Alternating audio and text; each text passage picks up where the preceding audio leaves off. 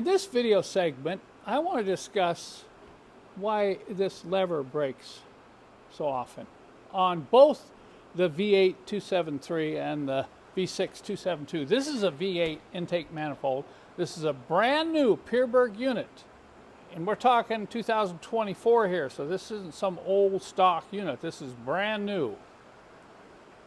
And you go online and you start searching the forums and looking at YouTube, and people are giving their reasons why this lever breaks. And you'll hear something like this: oh man, it's pumping a bunch of oil back in through the breather into the intake, and the swirl flaps get all gummed up. You know, we'll take a look at those swirl flaps again. And if these swirl flaps get all gummed up with oil and carbon, then it puts too much stress and causes this lever to break. And it always breaks right here by this little ball socket.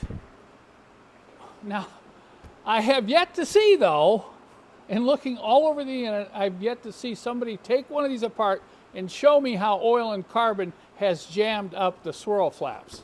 So I got real suspicious. I said, why is this breaking? Look at this. I'm bringing the lever up here, and I'm seeing these swirl flaps stop right there. And then I'm pushing the lever a little bit further, and you can so look at the strain here. See the strain going on there? And we come back here, look at this stop. When I bring this up and the swirl flaps meet their stop, this is not on the stop here on the lever. Look at the stress being created right there. Look at the flex in those metal arms. So I think the problem goes beyond just oil and carbon buildup in the intake manifold. I think the problem here is in the geometry of this part. So we're going to take a look at some different aftermarket parts that are now available in metal. But just putting a metal part on here may not be the full solution to this problem. I am kind of amazed that they haven't changed this in 20 years. That Pierburg hasn't come in here and done something about this. One thing I need to mention, I think is real important, is you need the right tool. I'm going to push, keep pushing, and then when I get it all the way in, I'll just give it a little twist. Like that. Okay. And then we'll come over on this one. Okay. And then this one.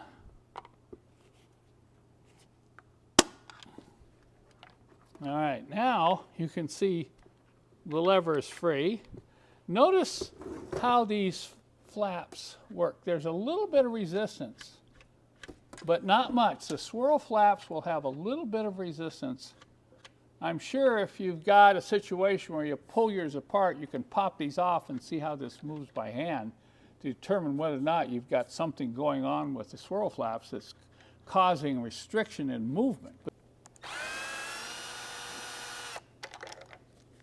So we're looking at the original lever. It's all plastic. And you'll notice if you've seen videos or pictures online that they break right in here. Take a look at the backside. They've got a small boss right there, but look at how thin the plastic is there and there. Now I know you're going to hear on the internet that this is supposed to be some sort of a fuse and it's actually supposed to break if your swirl flaps get gummed up inside. Well, I'm not so sure about that. I think this is a weak part, poorly engineered. This is an engineering problem, not a maintenance problem. So we're going to take a look at a couple different alternatives. These are aftermarket parts that are available, and some of these you should avoid. Here's one I found on Amazon. It was under $10, and I thought, oh, I'll go ahead and try that. It's all metal and does not use ball sockets. It uses these locking nuts. I thought, oh, that's a good idea. You eliminate the problem of a ball socket popping loose. So as soon as I got this, the first thing I noticed was I looked at the nuts. Oh, gee, I can't believe this. Look at the little screw. It's not even coming up flush with a locking nut. Now you have to use locking nuts here because they have to be loose enough that this can rotate. And then I started rotating this, and I go, what? They didn't even machine that properly, so it's a tight fit. Well, that's a problem with metal on metal and engine vibration. So you can imagine over 10,000 miles, this is sitting in there vibrating like this.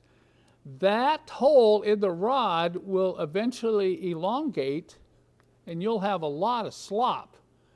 So I didn't like that. I didn't like the fact that the screws weren't long enough coming up all the way through the locking plastic in those nuts. And then finally, check this out. This also is a problem if this is metal on metal. It can wear, but look at this. Look at the amount of play here. So this is a reject, and this is a good example. There's these replacement upgrades all over the internet. You have to be very careful about what you buy. Here's another aftermarket replacement lever. First off, it's made out of aluminum. It's thick aluminum. You can see that's not going to break. And then, of course, it does have the standard ball socket, which is threaded in and thread locked. But it does retain the plastic ball sockets for tightness. And this is what I like.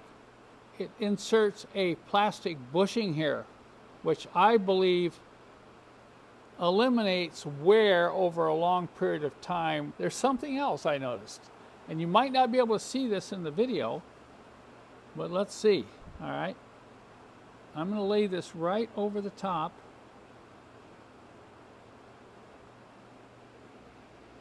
So this is lined up, the ball socket's lined up. Look at this. It's slightly off, it's slightly this way and slightly outward. So the geometry has been changed in this aftermarket part. So I'm thinking, okay, these guys did some serious engineering work on this part. Let's install this and see if we can spot any difference. This is something else that I'm concerned about, primarily because I can imagine how many times this goes up and down after 100,000 miles. See how much that will flex? And who knows what the diaphragm is made of. This I'm not so sure about. But let's get this other lever on here, and you can see if there's any difference.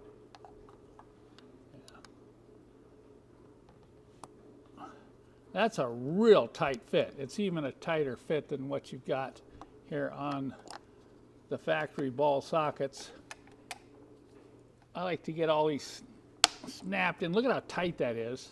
Make sure that you hold it out onto that shoulder, and I'm not going to torque this because this is going to come off again for another test. Let's bring it over to the side here and watch this come up and stop, and let's see what's happening to the swirl flaps here. Look at that, it stops. All right, let's go here. Watch for flex right in here. All right, now we'll come down here, look at the stop right there. That lever will roll up to full position on the swirl flaps, and it stops right there. Notice there's no back pressure and strain when it goes to that position. The geometry on this new part has changed this to be much better. So what's the moral of the story here, folks? Change this part right here to a known proper working replacement that's made out of metal. I want to show you a simple test you can do just to see how well your intake manifold swirl flaps are operating. You can do a vacuum test on this vacuum pot with a rod going to that lever. Just pull off the vacuum hose that goes to it and apply a vacuum hand pump. And if you look down here and you look down there, you can actually see the lever for the swirl flaps move, and it should move freely. When I pump this up, this should hold vacuum, and when you release it, you can see those levers drop right back. So if you do this 3 or 4 times and you've got a problem there, they'll hesitate or they'll bind a little bit. As far as this simple test, we have a vacuum pot that's holding vacuum. That center lever is not broken, and both rods are connected to the swirl flaps and they're moving in and out with no hesitation. If that lever breaks, it's not going to leave you stranded. You will experience a power loss and some stumbling and so on, but you can probably get off the road, off the freeway, into some sort of service facility, or if you're not too far away, you can get home. If you go look to a car to buy, you want to open the hood, pull this front cover off, get a flashlight, start the engine, have the person starting the engine push on the throttle, and you can tell whether or not this is working properly. If you look right there, you can see one of the levers right there, that flat steel. Now I'm going to have a helper get in the car. He's going to start the engine, just move the throttle back and forth. We're going to see if this moves. All right, see that? Look at it moving. Back and forth. Okay. We have both levers moving, so that means that the vacuum is actuating the swirl flaps on this intake manifold, and we're good to go. If you look down there and you don't see those rods moving back and forth, then you're going to have to deal with the issue that we're discussing in this video. So if you're looking at a used car and you locate a problem here, you can actually negotiate a discount in the vehicle or just walk. So you take this into a shop, they're going to take the whole intake manifold off, and they're going to replace the intake manifold with all the attached parts. And they're doing that because they don't want you to come back. Anything you do down here to repair this, if it goes south on you, you've got to pull the intake manifold off again. That's why shops will tell you, I'm going to put a new intake manifold on the car for you, and that gets very expensive. But if you can do this yourself, you can save a lot of money. It might only cost $200 and some time. I know when you look at this, it's very intimidating, and you think, how can I take off this intake manifold? It just looks too difficult. But believe it or not, most of the work is disconnecting the wire harness and all these plugs. There's plugs all over the place. The whole wiring harness, the fuel injector rails have to come off. Everything has to be pulled back. Then you can get to the bolts to take the intake manifold off. Once you do this once, you think, man, that wasn't that bad. It just takes some time, but it's not difficult. So these are the factory parts that are plastic, and they'll break either here or here. And these are the parts that I supply in my kit. It's called an upgrade kit, and this piece is made out of metal. And the rod on this actuator is also metal, and it has a permanent clip, similar to the clips that you see on hatch struts. So this will never come off that ball once you get it firmly in place and installed back in the car. Now I should mention, if your engine has over 120,000 miles, you might want to consider replacing the manifold if you're going to do this, because other things wear out internally. But in this case, this car had 100,000 miles on it. We pulled the manifold off. It was clean. There was no carbon buildup in the swirl flaps, and everything moved smoothly. We cleaned the manifold, and we put these parts on, put it back in there, and now this thing works perfectly. Now, I purchased this particular manifold for one of my cars with M273 engine, and when I pulled the intake manifold off, in fact, it was the engine that had this broken part, hey, I found there's nothing wrong with the intake manifold. I checked the swirl flaps, I checked how clean it was, movement everywhere, so I decided to just do the upgrade. Here is the lever that came off the new Pierberg manifold, exactly the same that I removed from the broken one on my M273 engine. The vacuum actuator that comes with this is plastic. The rod is plastic, and sometimes these rods will break.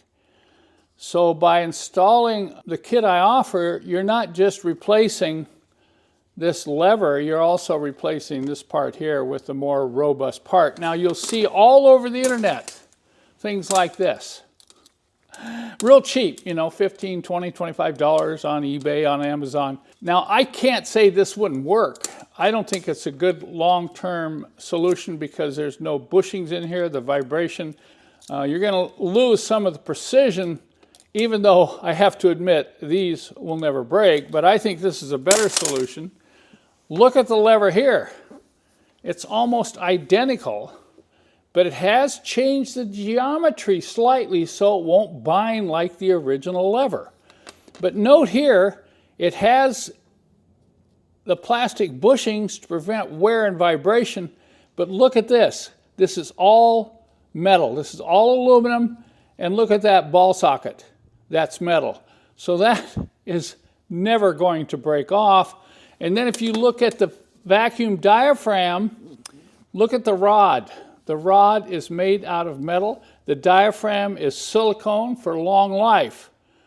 So if you replace these two parts right here, even if you're installing a new manifold, you're going to get a lot longer life. But like I found, in some cases, if the car has 100,000 miles or less, you don't need to replace the complete manifold. You can just replace these parts here, and I provide these on my website along with instructions, gaskets, and other things you may need to do the job yourself.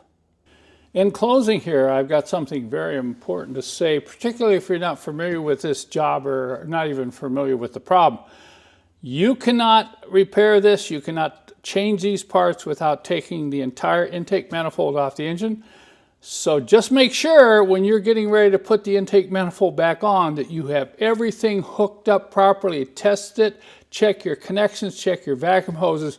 You put this on and you don't do this right, you're going to take the manifold off again. That has to be a fair warning.